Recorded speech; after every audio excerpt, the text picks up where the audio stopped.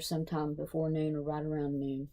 And Timothy has his bike warming up in the driveway.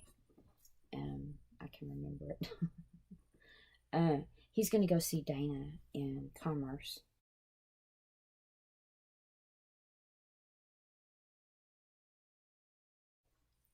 She's going to college there. And it's northeast of us. I'll put it up on a map. It's not that far. But the path there is important to the story.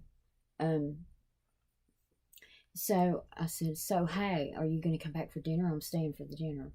He said, yeah, I'll be back. I said, oh man, that's cool. You know, I'm excited about it now. I was like, oh cool, yeah, great. Oh, I'll be here. I'll stay all day. So Daddy didn't work that day. He was home. He was piddling out in the yard. He wasn't piddling, he was working. It was work. He was in the garden. He was mowing. He was doing whatever Daddy does outside. And I stayed in the house all day with Mama. I didn't take her out to lunch. We stayed home. I just stayed there. And this was me going home. I didn't know it that day. You never know, do you? You never know. That was the last day I got to go home. That was the last day I was just a daughter. I was just a sister. I was just a young kid, 21. And it's coming true for me. I had turned 21 in March. And here it is May.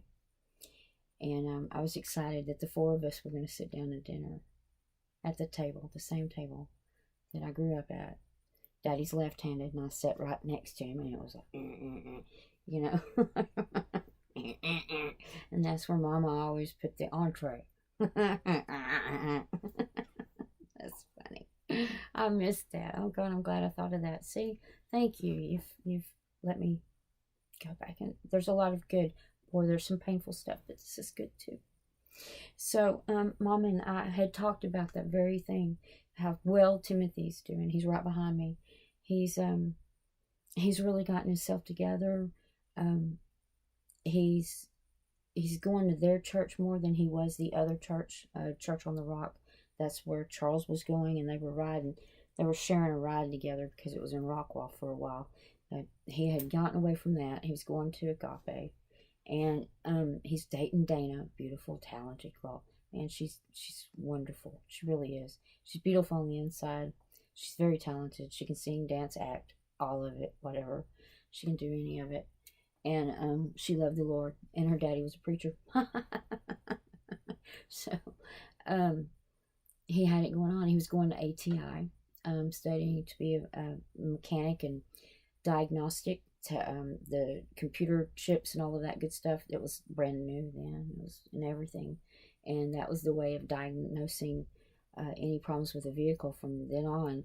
And it was the jumping off place for that. And it was something that interested him. So that's what he was going to do. And he had a side hustle. He was still tinting cars. He could just do, he was busy. I mean, he was busy. And I was excited that I was going to have dinner with him. Dinner. That's awesome.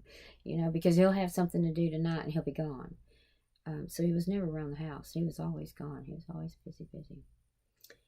And, it's getting to be 3:30, 4 o'clock, and I'm expecting him home anytime soon. He's not one to roll in at the last minute or late. He's always on time, usually. So, the phone rings. And I have to say this. God has used me in this way. Every time that phone rang, it was a landline. And it was something that was going to change the trajectory of our lives. And it happened several times. God put me there in that house, and I answered the phone. I'm great in a crisis. I'm going to break apart into pieces really loud as soon as I can when it's all over. But I'm great in a crisis. I always have been. And this is where it started. I guess this is one of my first crises. And the gentleman on the line, I know immediately that I've got to listen and I need to obey this man. There's the tone of his voice. He must have been a Marine or father or something I picked up, because I had the feeling that Daddy was telling me instructions. We're in a life and death situation, and you just blindly obey. You don't ask questions. There was just this tone and this look that Daddy would get. And we had actually been in a couple of, we could have died. And he told me what to do. We were out on the lake in the boat. And, we made it. But it's because I did exactly what he said to do. And so I knew how to do that. Daddy had taught me how to do that. Situate Life had taught me how to do that. And so it's, yes, is this the residence of Timothy Tonkinson? Yes, it is. And I assume this is his parents' home. Yes, it is. But this is Sergeant, or whatever his trooper, blah, blah, blah, blah, blah. He introduced himself. And he's been in a very bad accident. I need to know, or his parents' home. Yes, they are. And who is he to you? Who am I speaking with? I'm his sister. I'm his oldest sister. I'm in for the day. What? What's up? So, well, care flight's on the way. They're about 30 minutes out. And I need you to listen to me and get a piece of paper and do exactly what I say. Write down exactly what I say. And I did. And he said, I need your parents to come to the scene. It's important that your parents come to the scene. I found his driver's license. This is how I got your address. The helicopter's 30 minutes away. You're about 10 minutes away. If you go now, I need you to come to the scene before they take him. I need your parents there at the scene. And I'll hold the line for you. Get them on the road now. And I did. So I got Daddy's keys. I ran out into the yard. Mama's hearing the end of it. And I said, Mama, you're going to have to get ready. She's turning everything off in the kitchen because she's fixing dinner. And I ran out and got Daddy, gave him his keys. And I said, you've got to go now. And I handed him a note. And this is what, just follow these directions and you'll find him, okay? Just do this. You've got to go right now because the helicopter's care flight's on the way. And you've got to see him before he gets on the board. So go. And they left, and Mama left without her purse and her house shoes. Had all the burners turned off. Got in the car. And they were gone. They were gone. They were on their way. And the note said, take I-30 East. Go to mile marker such and such. Turn around. I'm on the westbound lane. You'll see me with my lights on. When you get to my cruiser, lay on your horn. And that's what I wrote down, and that's what it was. So they're gone. So this man has held for me. And I didn't know that he's standing over Timothy's body right now. And he held the line. He's going through dispatch on the radio. Got me patched in on the phone. He said, I think it's best that you go meet the helicopter. It's going to Baylor. Do you know where Baylor in Dallas is? I said, yes, sir. It's on Gaston Avenue. He said, that's right. That's correct. You need to get whatever you've got to get, and I need you to go on. You need to, and timing should be just about right. If you leave real quick, you'll be there before the helicopter gets there. And I need you to meet it no matter what happens here. That's where he's going to go. And I need somebody there. So I know it's bad, but he just said, whether he lives or dies, even if he's DOA, he's going there. And I need you to be there.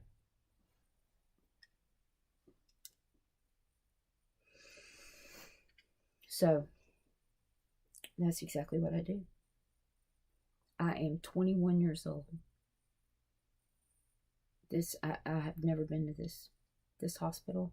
But you can see it from a distance anytime you go into Dallas. So I knew where it was. I'm surprised I knew Gaston Avenue, but I did. And then I realized, oh my God. That's where he was born. Oh my God. Now mind you, this is before any kind of communication. So that's an hour and a half drive I had in a brand new car that I still wasn't comfortable with, but I drove it that day. I drove it. And it did what it did. So I don't know anything for an hour and a half. I'm just driving. I don't know where Mom and Daddy are, how far they are behind me. I don't even know if Timothy's I don't know anything. And when I get to the hospital, I'm not going to know a whole lot more. I didn't know that. And I did, just like the man said. Just like the trooper said. It was just perfect. I was there. I had no idea. I had to park. I could see. I found the helipad and parked and found parking. And I mean, I'm a fish out of water. I had no idea. But it all worked out. And when he came in, I was on the helipad. And they didn't stop. And they didn't say nothing. They were working on him. And they were going fast, so I knew he wasn't DOA. They wouldn't be moving that fast if he was gone. So he's still there. And he's going directly into surgery. I've still not talked to anybody. I have no idea anything. At least when Mom and Daddy got to the scene, there was an ambulance there waiting on the helicopter. And, you know, they at least got, well, pulse is good, oxygen's good. Yeah, he's it dilated, his eyes are gone, and, like, he's going to have a brain injury. He's not responding to anything. And at least they had that. I had nothing. But I knew he was alive. So I found my way to the waiting room for trauma surgery. And I waited on Mom and Daddy, and I started praying.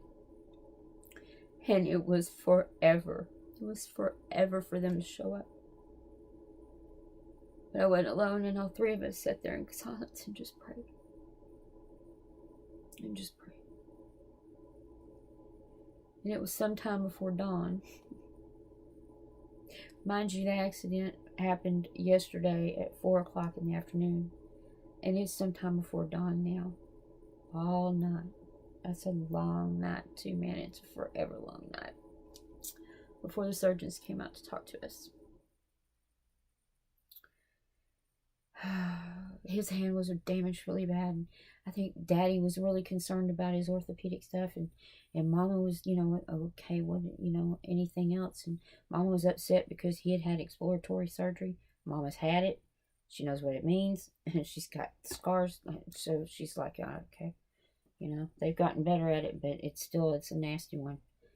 And then we get to the brain injury, and this is where I don't care about any of that other stuff. I don't care if his limbs fall off. I want to know, what are we talking about here? And we got nothing that night. We got nothing. Well, he's under anesthesia, but we're not expecting him to wake up anytime soon. We're just not expecting it, and we just don't know. We just don't know. We'll have to wait and see. So we got nothing. It was a day or two before we got the neurologist, I guess, the guy that was when the pressure on his brain went so high, and they had to cut more holes in his skull. That gentleman was the guy that gave us some information on exactly what's going on. That's where we got our education. The rest of it was grim, it was bad, but then we had something, you know, to work with. We didn't know much, we just knew numbers. These are the important numbers. Now in ICU, the trauma ICU, this is the serious as it gets. One family member, 10 minutes every hour, and that is if everything is okay and there's no emergencies. That's it. Now, something happened in that waiting room. Now, this is weeks. His coma was 3 weeks. And then there was time after. He didn't get out of the hospital then. But his coma was 3 weeks. And Dana, his girlfriend, her parents, didn't leave Mom and Daddy's side except for when they just absolutely had to. They were there. I don't remember them being absent. I mean, they were there. They went home, and they still did the bare necessities of their lives. But other than that, they were there. And my parents and her parents, it's like a Jesus crush bond thing, soul tie going on. And 3 of them are in heaven now, and just one is waiting. That's Brother Roy. We lost Becky last year. But it's like a friend of mine went to a Vietnam vet anniversary reunion thing this weekend. And I thought, gosh, that's what it was like. It was like they were in the trenches together. They were in the jungle together. They were praying together. And I mean, these four people, they had a soul tie for the rest of their lives. That happened. I watched it happen. I wasn't part of it, but I saw it happen. And they were different. The four of them.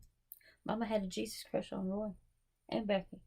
I'm telling you, it's something else.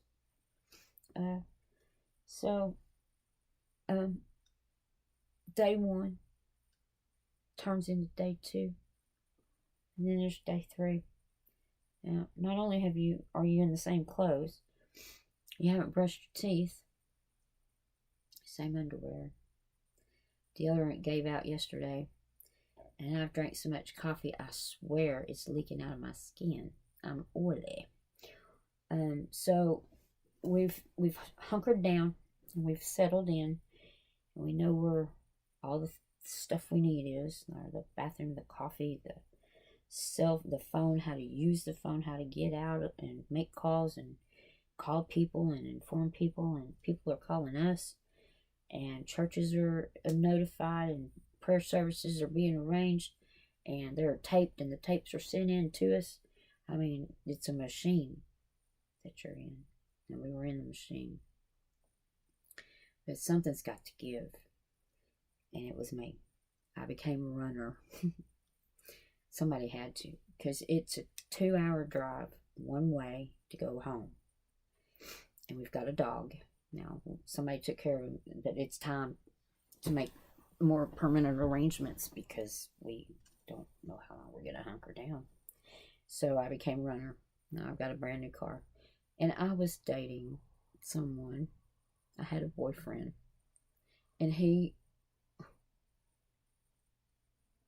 don't know what I'm glad I had him. I really am. Because when I was exhausted or I needed to cry, he drove. And I have to cut this off because of the air conditioner. I'll be right back. At this point, I become a runner. I had a brand new car, and I had a boyfriend.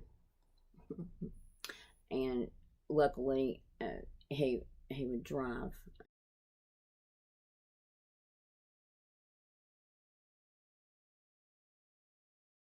So I would go to the hospital, and we would pick a time, which hour is mine, and then I would go ahead. I would go home, and I would get clothes for Mom and Daddy, get the mail, let the dog out,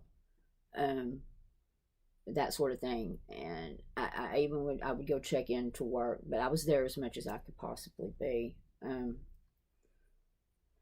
And that was hard, but somebody had to do something. And the food in the refrigerator is going bad, and Mom and Daddy, I don't know how many times they left. It was just a handful of times.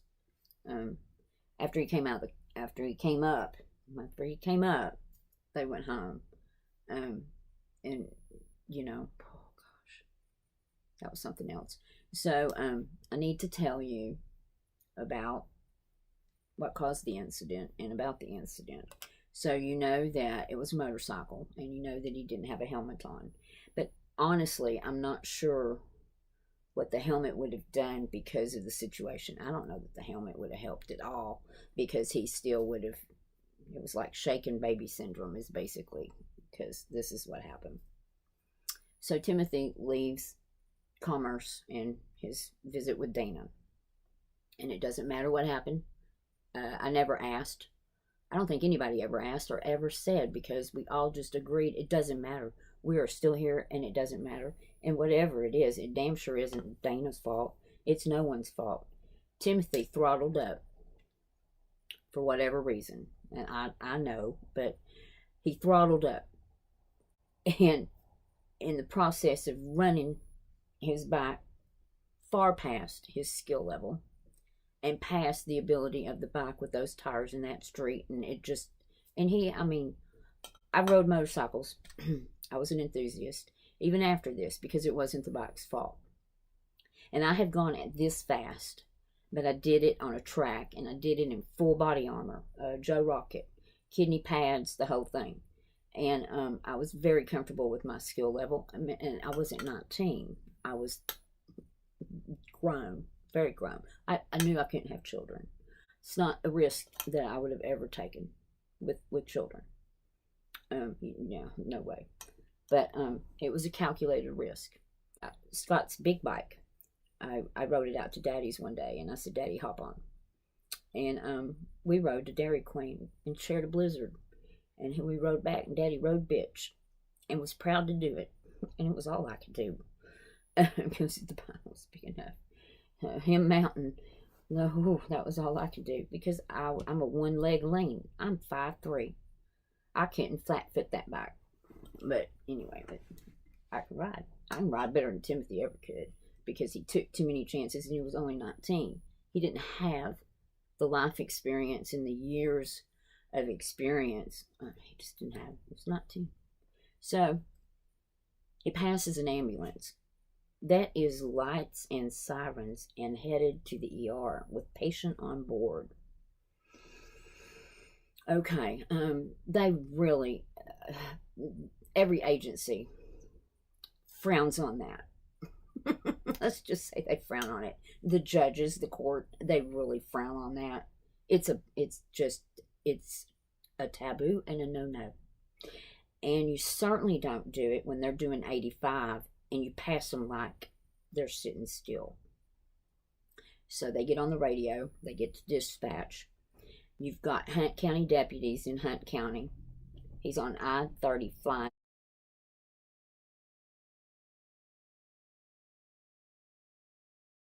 I was telling you how taboo it is to pass an ambulance in service with patient on board.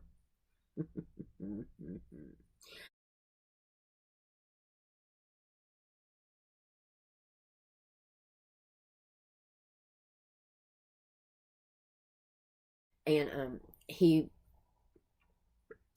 was going to go to jail had he made it as far up. They were waiting on him. So it was the state troopers, DPS, is who has jurisdiction on I-30. Commerce is in fact in Hunt County. The only thing, and I've got a map, I got a real good idea of where he went down, but I didn't go to the scene. Mom and Daddy did, and they were never going to go back, so I didn't get to find out exactly, and I don't remember the mile marker.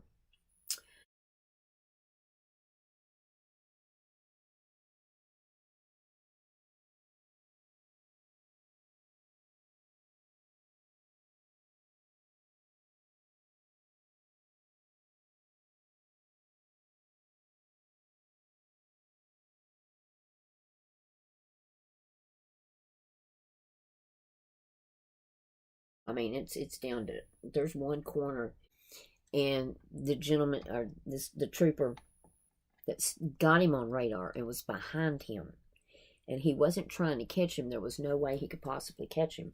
He was just trying to stay with him. He was doing 100. He was trying to stay with him to radio ahead, just to keep radio contact. He was behind him. He can't see him. All he's got's his radar. And he's on the radio, and he's talking to the guys ahead of him because he's going to jail tonight. And it's Saturday, so the magistrate, it'll be Monday before he gets out.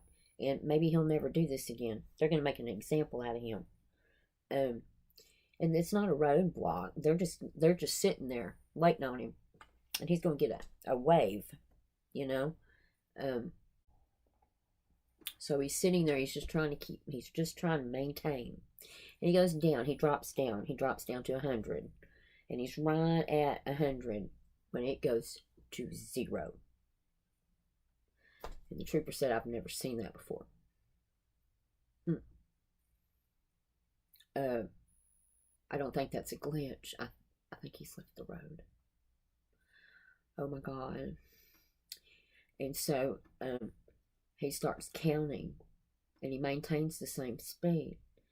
And he's, and it's a 0. But he calculated his best guess and where would be the tricky place for a motorcycle at that speed couldn't maneuver, couldn't maneuver the turn, or couldn't maneuver whatever it was. And he was thinking about the turn. There's a little bit of a turn, and at that speed, if you're your center of gravity and you're not hanging your ass off of it, it's Timothy didn't have that kind of skill. Road conditions were perfect. Again, he was overdriving the bike. It was crotch rocket. It was a sport. I'm a cruiser person. It was a sport, and it was up in CCs. I think it was 1,000. And for a sport, that's a lot. That's a lot of bike. That's a lot of bike. That's too much bike. He overrode it. So his joyride was over, and that radar went to 0. And so this man went to where he felt like he needed to look, and he walked up and down. He said, "I don't know how long it took me." And then I had to find him, and I didn't know I was going. I didn't know if he was there. I don't know. Maybe the radar gun's wrong. And then he found where there was a patch of grass down. Grass was really tall, he said. And it had rained sometime last week heavily, and the ground was still soft. This is that black clay I told you about in another video. That stuff's hard. He said it was soft under your foot. It was soft. Not mushy, not flooded, just soft. And the grass had just grown. I think it's May or coming out of spring. And it's all nice and green and soft. And he said, I saw it's about the width of a bike is long. And I walked through it, and the grass was down, and I followed the path. And there's the bike. And I followed the path, and I see clothes. When I found him, he was in his underwear only. He had slid so fast, so far, that he came out of absolutely every article of clothing, which wasn't much, it was summer. Shoes, socks, shirt, pants. He found him in his whitey-tighties. Tighty-whities. Found him in his tighty-whities. And nothing but. And his body was contorted, and he went to take a pulse. And there was a pulse. No mistaking, there was a strong pulse. But he wouldn't respond to any stimulus. So he called, he's like, care flight, man. And he is yards and yards. I forget how many yards. He told us how many yards. Yards. How fast he slid. It is a miracle that he was on radar. Had he done that joyride and not passed that ambulance, we'd have found his stinky body a week later. Nobody would have known he was there. He would have been a missing person.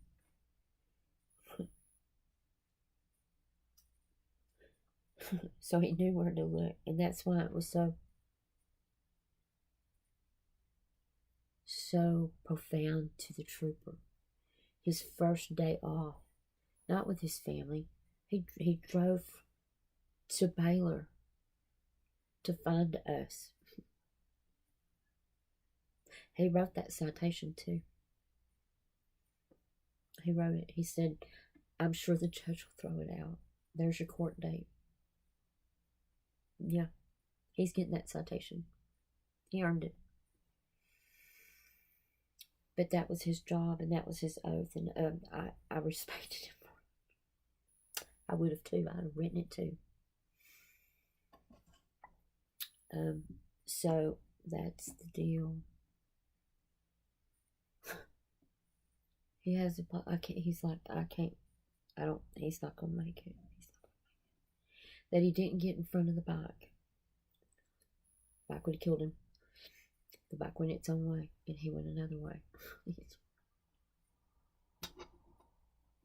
That he didn't hit a tree, barbed wire fence, concrete, service road, culvert. That he hit a patch of glass and just slid. The other thing the surgeon said, he'd been bodybuilding. And he lost 35 pounds in the time he was when he was in the hospital. And he had a feeding tube. And oh, this is interesting. When they do exploratory surgery, it takes you 4 or 5 days to take a poop. I was looking up the name of the surgery. It was like, how many can I expect to have a bowel movement? It's like 4 to 5 days. And they pull everything out and put it back in. It doesn't work right.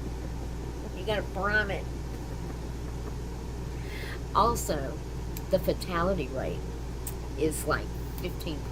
15 to 20% of people die from a complication from that surgery. Infection, easy. Oh my gosh. Or they miss the perforation and you die from that.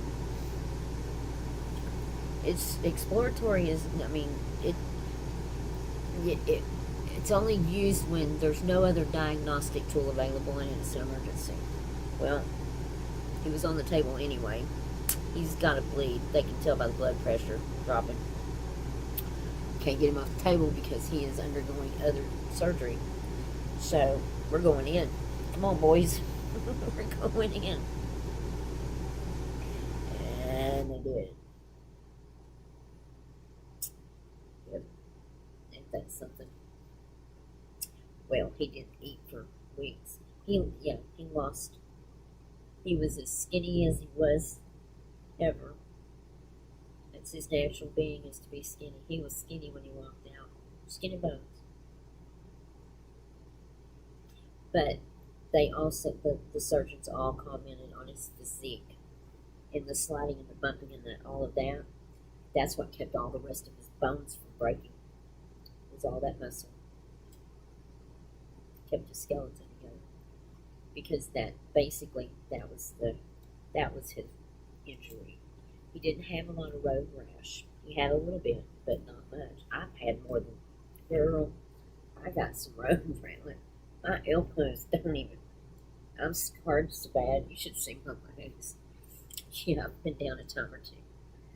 I've had road rash. He didn't have road rash for crap. But he's got holes in his skull.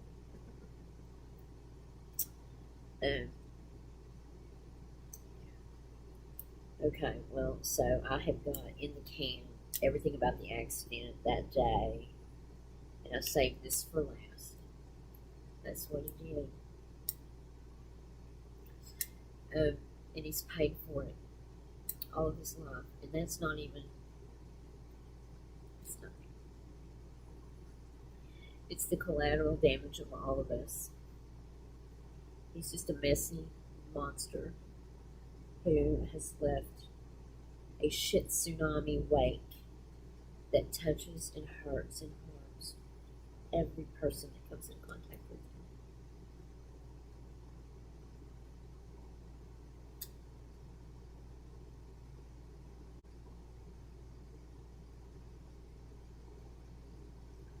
I'm going to play you just a couple of things as an example of you've got to hear it. You've got to hear it. What he can be. You gotta hear it. It's what makes